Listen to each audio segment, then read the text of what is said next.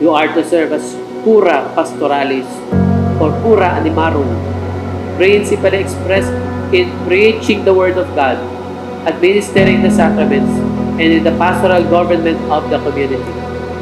And you are particularly bound zealously to promote and sustain and follow vocations to the priesthood.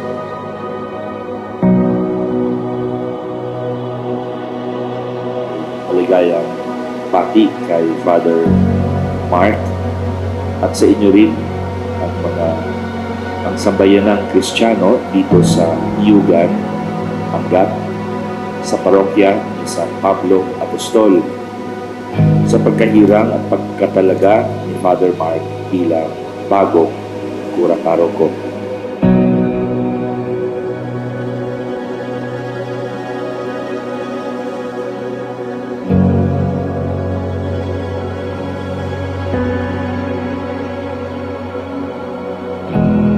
Kapag ka po pala binabanggit na kura paroko, nakakakilig. Nakakakilig po pala. Hindi ko po ma-explain yung pakiramdam po na yun.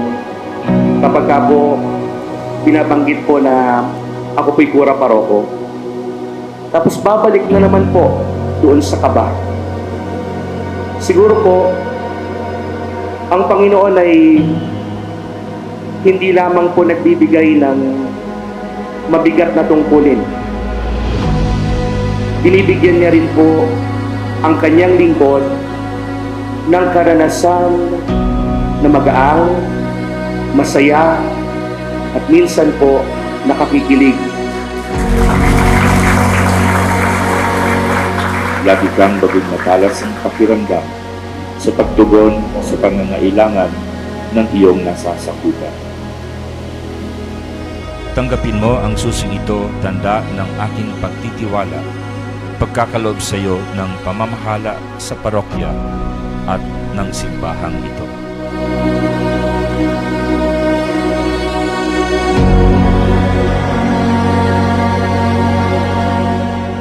Para sa pagharap namin sa aming misyon na mabigat, hindi po kami agad-agad panghihinaan ng loob. Hindi po kami susuko dahil mayroon pong mas pinakamasarap, pinakamasaya at pinakanakakikilig na sandali.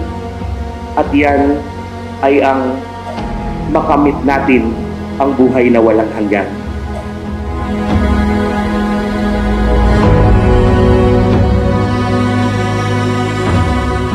Bakit po ako hindi na kinakabahan siguro ngayon? O yung kabay hindi na nagmumula sa takot? Dahil alam ko hindi po ito tungkol sa akin. Hindi po ito tungkol sa aking galing. Hindi po ito tungkol sa aking pagkatao. Ito'y tungkol sa Diyos na ibabahagi ko bilang kura paroko.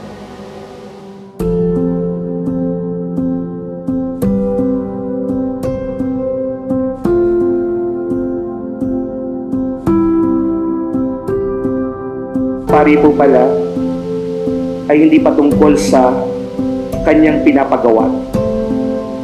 Ito'y patungkol sa pagbabahagi niya ng awa. At hinihiling ko po sa inyong lahat na patuloy niyo po kayong panalangin. Kaya sa pamamagitan ng kanyang pagdarasal, pinapakain niya ang kawan.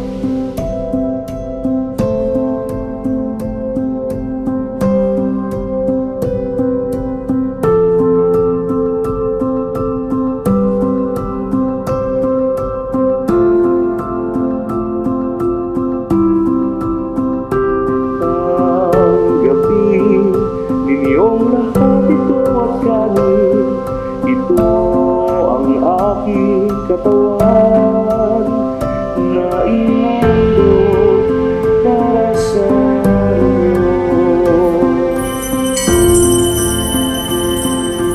Nandyan si Father Mark.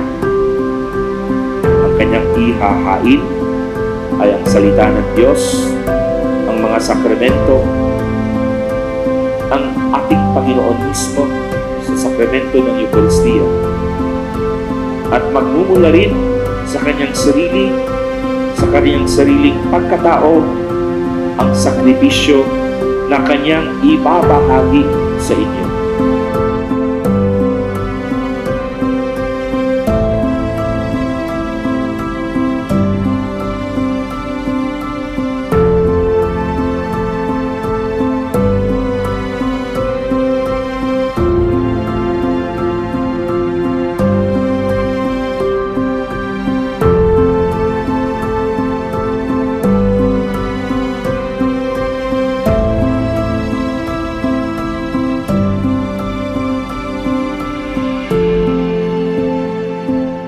Tayo ay isang sambayanan. Ang ating Pangulo, ang ating tunay na pastol ay ang ating Panginoon.